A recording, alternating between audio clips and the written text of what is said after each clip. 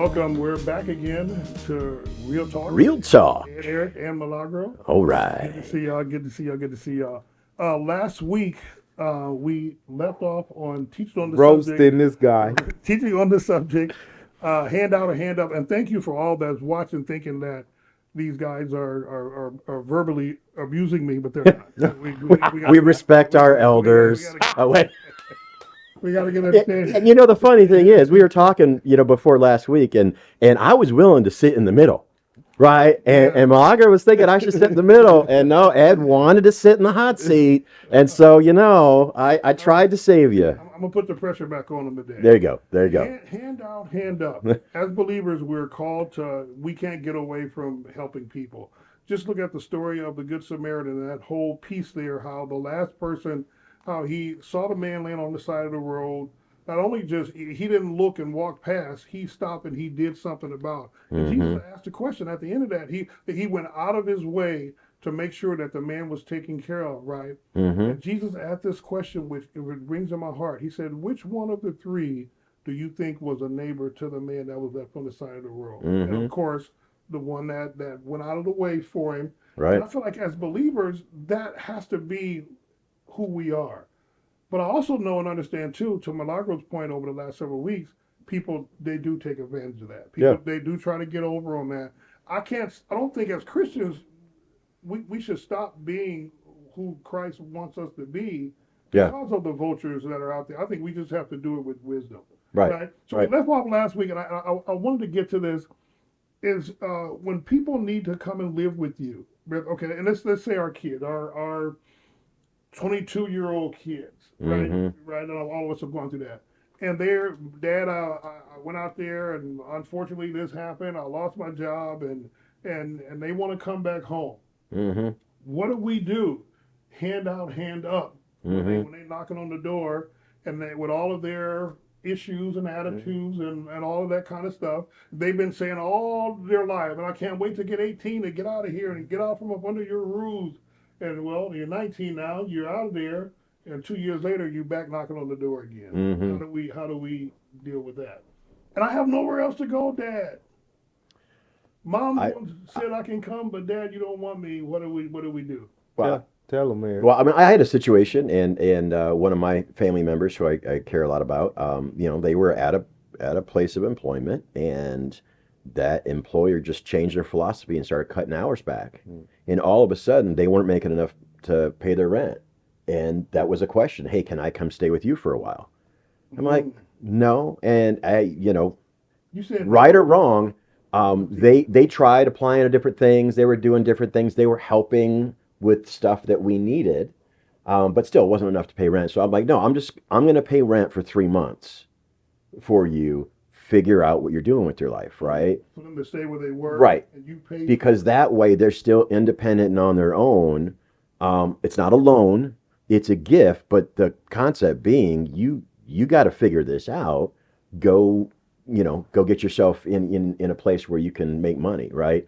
And so they exhibited enough behavior over that time frame that, okay, yep, they're working, they're doing a bunch of extra things and whatever. And instead of paying them for side jobs, right, they're essentially kind of, working off some of that rent. But in that situation, it worked well. They got a better job that is now, much more than they were making before, being very responsible and great. They're on their own. They're good. So in that sense, I saw it as a hand up. Because there was that behavior before. It wasn't that they were broke because they were being lazy, right? It was the situation changes around you. And one of the things that employers often don't understand is when you work somewhere, you have a bit of loyalty. You also have a bit of identity in that. And especially younger kids that don't have a bunch of experience. And so to go find something else is a little difficult sometimes. Also, if you're working, but not enough to pay, you're still that interrupts your job searching anyway. And so it's just difficult. And then as a, whatever public service announcement, it is incredibly difficult to find a job right now unless you know somebody at that employer. That is the number one thing, even entry level jobs, because the minimum wage is so high, employers can't take a chance on anybody anymore. So they only want to hire people that they know will work out because it costs so much to hire and train somebody. And so that's a difficulty in the practical sense. But that was me. I try to avoid because once they move in, that's their new normal. Mm. And how the heck do you get them back out? Come on. You got extra room, man. Now, you said with my kid, Well, I would one time. I Yeah. would one time because I believe I was listening to your TV show and I heard you say that your mom said people buy their wants they buy their wants and beg for their needs. needs. Yeah. Okay. Yeah. So I would let you in once, but I know people let their kid in 3 or 4 times. You blocking their blessings. Mm-hmm. Humble them. Mm-hmm. No, it's cold out there. I told you. I've been telling you since you was a kid. Sometimes you got to say no. Mm-hmm. So I'm picking on y'all, not y'all per se, but I'm hiding this scenario just to tell you what's really out there. Had a situation, a friend of mine, his new wife just gave birth Mm-hmm. to their third child. They have a 2-year-old and a 3-year-old. Lost their home, and so they had to come and move in with mom and dad. Mm-hmm. Mom and dad don't want them there, Mm-hmm. and he said, "I'll give you 3 weeks, Mm-hmm. and in the third week you have to go." Mm-hmm. Well, fast forward, third week came. Not only did I lose my house, mom's not working because she's taking care of the 3 kids. Mm-hmm. Dad lost a job in the car. Mm-hmm. So what do I do in terms of, do I say, hey, look, man, that's you guys' problem. Y'all got to figure that out. But I said 3 weeks, and it's time for y'all to go. Mm-hmm. Yeah. You go first this time. What did we do? Number one, 3 weeks wasn't realistic. Like Eric said, it's really hard to find employment out here. And you already know the circumstance. If they lost based off of their own doing and they're not being responsible, if you think they about to get responsible in 3 weeks, you was already the fool anyway. Unrealistic expectations. Yeah.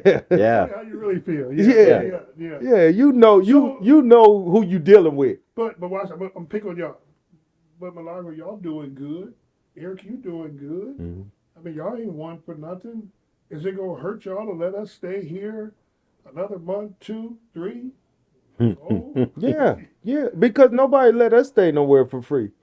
It's the first of the month right now. We all had to pay somebody. That's right. I thought y'all said y'all was church men. Yeah. Well, it's different if you're still individual and you're still trying to find your way. And that's I think maybe one of the things if you're, you got a kid, but it's, and look, I'm going to treat boys and girls a little differently in this sense. If I have a son and he hasn't quite found his footing yet, there's a lot of couches he can sleep on, and there's a lot of jobs he can go get, temporary day jobs. And we were just talking about walking cornfields and bean fields. I don't know what that looks like anymore, but I know I have a ton of friends that did it at 13 and 14. I know a farmer right now that has been asking me, hey, do you have got any friends that wants to learn how to farm? I will teach them everything, and they'll be able to make a great living, right? There's so much opportunity if you know, but that's the problem is you got to know people, you got to ask. But then when you ask, you have to have shown that you're willing to work. You have a good work ethic. You're not going to take that paycheck and go blow it on things that makes it suspicious if you're going to show up for work on the next Monday, right? And so and this is the hard part about not getting judgmental with a family in a certain situation, but the days of being able to just go stake out some land and build yourself a little shack and have as many kids as you want, as long as you could feed them, like that's not the world we live in. And so when you start having kids, if you're doing that without knowing that you can provide for them, and I did once, right? Right, that first one, we thought we had jobs, things all went sideways, and so I know what it means to have to ask for help and then do something about it, right? But it's like, man, I don't, if you've got 3 young kids, hopefully you've been saving, right? I mean, even that, it's what are you spending your money on? And are you putting some away for a rainy day? Is God telling you to do that? Or, right, is God saying, hey, you really should go over here and do that, or you should avoid wasting time, right, on these things, right? Maybe God's been saying, why aren't you going to church? Okay, I'm gonna pick on you, Paul. Paul, you ain't gonna kick us out, are you? Yeah. You know what I say? If you come down to Anytime you come to me and say you the only person I could come to, I'm gonna tell you you've been living wrong. Cause in life, man, we all supposed to be used, but don't misuse me. If you not usable to anybody, you're useless. So we supposed to be used. Every relationship you got, they use you, you use them. So if you down to one person, man, you burned all your bridges. You've been useless this whole life. So I say to you, okay, Dad, yada yada yada. I haven't heard all that before. Nah, man. Can I go in there? Me? Can I go in there and lay down now? See, they know who to ask. Mm-hmm. And then I'm gonna take your family for example. How they gonna come at Johnny is not how they gonna come at you, because he's stern on his word. You a pushover. You saw. So they know. So they gonna come to you. My son won't even come to me. He's gonna call his mom. He gonna call his mom. He's not gonna come to me. Because he know most of the likely, man, he gonna give me a lecture or he gonna say no. Give you the speech. He gonna say no. So okay. So 3 weeks are up. Are y'all gonna make me leave? Or are you gonna? I like his. I'm being funny now. Yeah. You're gonna pay for us to stay somewhere. Well, but that's because of exhibiting the behavior, and yeah, Until 6, we're going to the DoubleTree. yeah, no. Going to the Farnham downtown. Yeah. So no, if you've been exhibiting the behaviors, so 3 weeks is not likely enough time to put yourself back on your feet, but it is enough time to earn the respect of the individual you're asking for help from. Right? You haven't been sleeping in. You haven't been gaming all night. You haven't just been sitting there Netflixing and everything, right? You've been active. So your wife's working with the kids, got 3 young ones at home. You're out pounding the pavement, right? You're asking around the house. There's not an idle moment because there's absolutely nothing in that house that is broken or undone because you are living there for free, right? And if that is the mindset, then you are going to get hired because someone wants someone that has that posture. So you'll let me stay, right, until I get the job. Well, at that 3 week part, that's what we're probably having we may start having a status meeting every week. I think you could get, if you're doing everything that Eric say, man, you'll forget about that 3 weeks. I'm cleaning up the house. You know, I'm actively looking for work, or I'm going to temp services. Right. You when you see somebody trying, now you look at it as a hand up. Yep. Let's go. Why don't you take my lawnmower and go around the neighborhood? And I bet you can make $1,000 this week. Right? I mean, there's so many different ways, and that's the challenge with. That's one of my challenges. I really want to start businesses. I really want to help people. I really want to do all sorts of stuff. But my wife's like, man, you gotta, somebody has to show that they have already proven they are trustworthy. They have the initiative and the responsibility, right?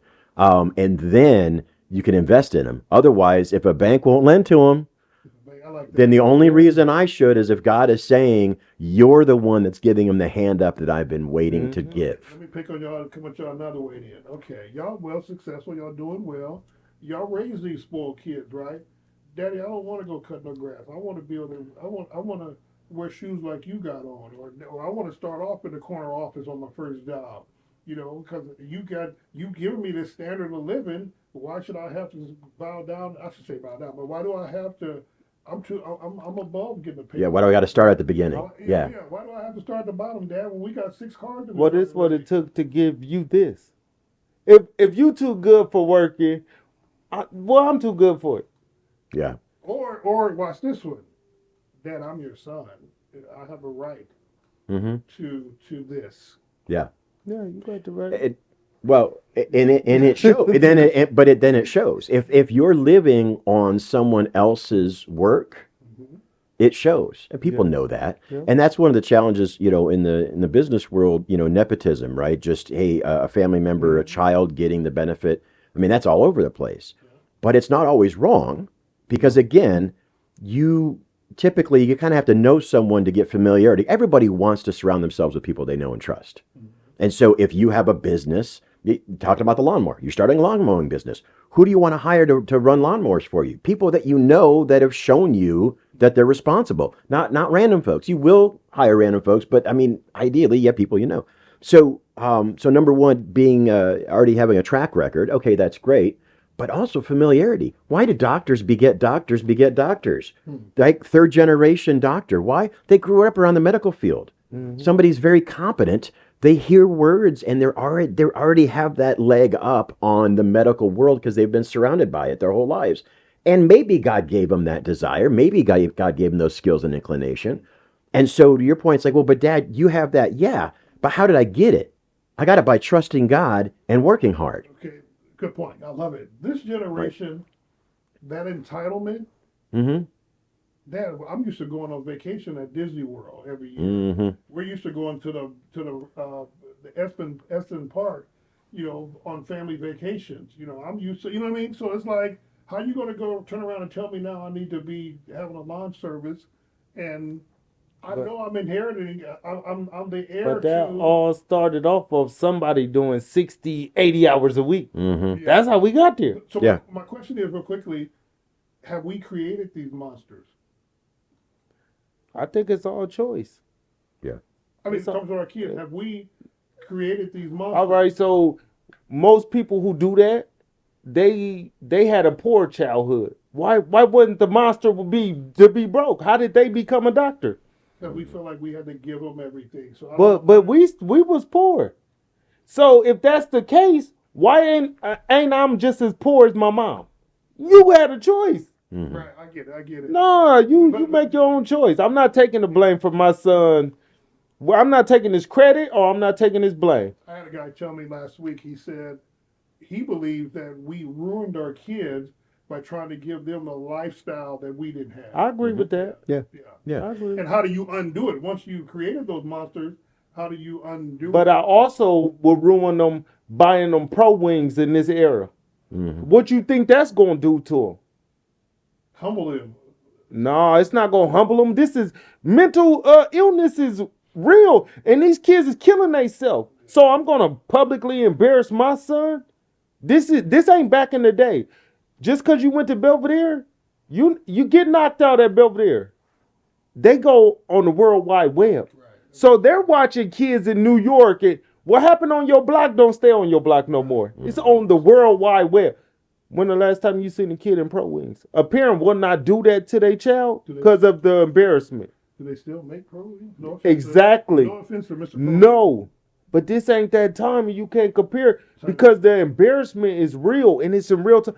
If you see somebody get shot right now, nobody first instinct is to call the police. You know what they doing? Feminine. They want to go live on their channel. Everything is recorded. So Mr. Spencer and Mr. Eric, I'm entitled. I want to wear $250 pair of Jordans to school. So I want to be able to walk down the hall and be looked at as being somebody. Right. Because I haven't done a good job teaching you that your worth has nothing to do with what's on your feed or what people think about you. And that's the thing. There's people that you don't really even know, maybe some of them you do, that don't actually care about you, that are judging you, and none of that matters, right? And that's why, from my perspective, I just, maybe the last year, hopefully longer, God's put in my heart, it's just like, you got to keep reminding your kids, everything we have is because of trusting God, right? And it could all go away tomorrow. And we're not going to change who we are and how we approach it, right? And don't get me wrong, I don't have a jet. I drive a 2010 F-150, right? I mean, this is not like we're living out in Linden Estates or anything like that, right? I'm just really, I'm glad that God's put us in a position where I can have the house get recited and it's not stressful, right? So all that goes to, man, yeah, I'm making a bad decision with my kid. It is up to my kid to decide ultimately how she wants to address this, but I'm just like, no, it's all because of God, right? Just got to keep reminding because otherwise we're blocking their blessing, as you're saying, Milagro. Dad. But did y'all understand? It's easy for y'all to say these things at your age now. Did you understand that when you was 12 and your mom telling you no, you ain't getting that? If she gave y'all these same spills y'all saying right now, would it would have mattered to y'all then? I got one more question for you to answer. Yeah. First, Dad. Mhm. Dad, when I get 16, are you gonna buy me my new car? I'm gonna get you the same car somebody got me at 16. Mm-hmm. You mean to tell me it's not a Porsche? I didn't get a car at 16. My mom wouldn't even buy me a cell phone in high school. I bought my own. Yeah. Yeah. But that's the Yeah, me mindset. too. Like, yeah, I'm gonna get you the same car I got. Yeah. But that's the mind. When you sit and talk to the kids, Yeah. that's the mindset.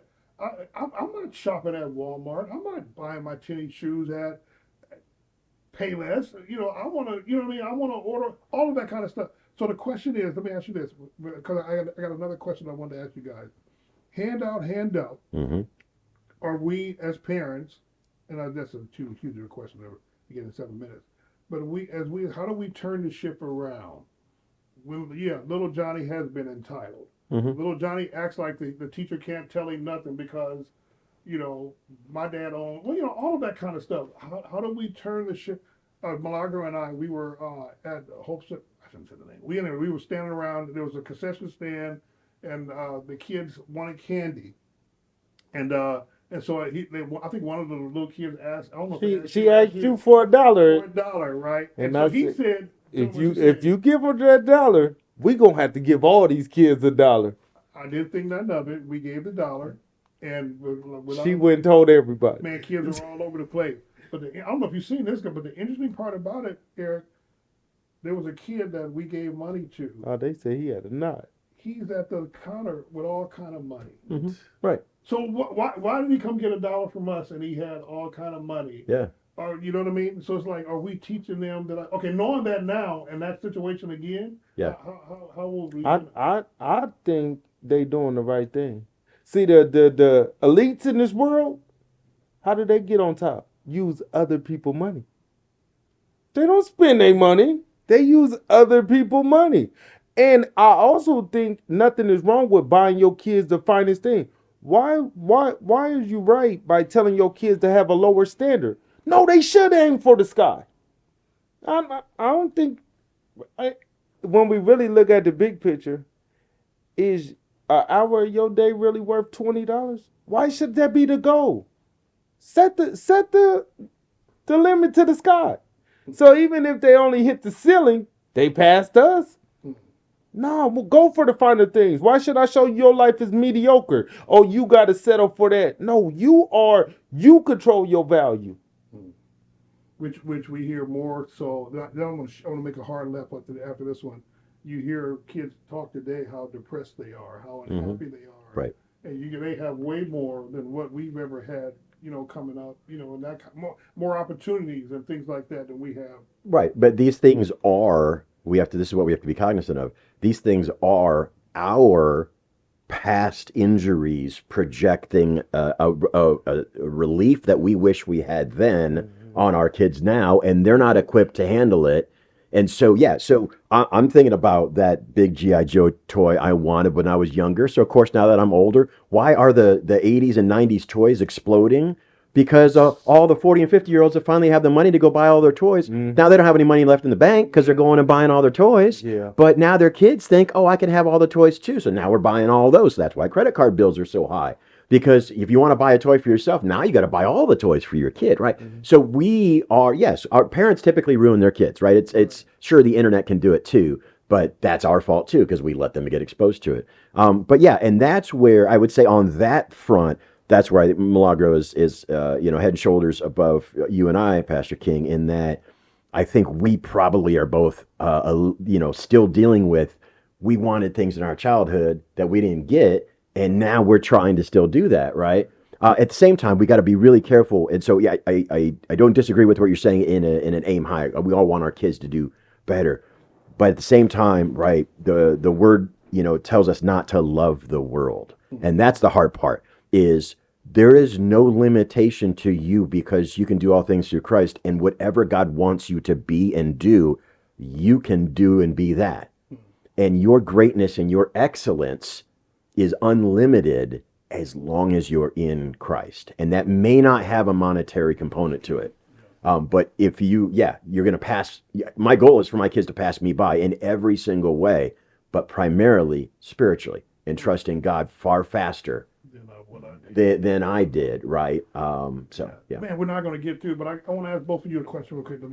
I feel like the Lord gave me this to ask you guys this morning. What has been the greatest challenge that you've had to overcome in your life? and this will be a segue into the next time we get together. What has Yeah. been the greatest challenge you personally had to overcome, and to the degree you feel comfortable? I don't want you to share nothing you don't feel comfortable with, but what has been the greatest challenge that you personally had to overcome in your life? I'm at a two-way tie. Mine's is holding grudges and letting God take the wheel. I wanted to be in control of my life. I ain't trust nobody to be. So them would be the two biggest things for me. Wow. Yeah. Yeah, I mean, letting God be in control is hard because once you think you got it down, then God shows you another area where you're still gripping on that wheel, right? Hmm. Um, but yeah, for me, it is my there's a component of perfection and there's a component of knowledge, and I'll just say being right that combines there. And was maybe that was the pedestal I was standing on, thinking that's what made me important in the world. And that's been a big, I'm glad to have gotten over some of that, let's say. But to me, I don't know, and that doesn't seem like much of a challenge. But as I No, look it back, do. but as I look back on all things in my left turns when I should have stood or gone right, a lot of it was because, oh, that didn't fulfill me the way I wanted to be fulfilled. That didn't make me feel important. I didn't get to say what I thought needed to be said, and that's where my instability and other things came from. So yeah, that's been the biggest challenge. Is I think God's given me a lot of discernment on things, but it's about the patience and it's not about me component. It's been hard for me to learn over the years. Shoot, you not getting off the hook. Go ahead. Oh man, obviously the death of loved ones. Okay. The closeness of losing siblings and all of my mentors. It's like the ones that were mentors to me all of my life. They all died within a 3 year period of each other. Okay. And just the thought of, okay, it's like okay, you're up at bat now. Okay, now that I'm up at bat, but it's like I was used to looking back to them for, Yeah. hey, how would you? Also, you wanted them to give you fish. You didn't want to. You didn't want to fish. Yeah, because it's like it's almost to the point of this whole thing. It's like once they left, it was like the Lord said, okay, you have to. Now it's your turn. It's your turn to Yeah. completely. Do you believe this stuff that you're saying? Are Right. you going to stand on this stuff that you're saying? Or are you going to trust me Right. and carry you through? Right. But there's more to come with that. Yeah. Now it's your turn to leave comments, and then next week we'll be back again for some real talk. All right. So he could instigate some more. There you go. We walk by faith, not by sight. There you go. Amen. Amen.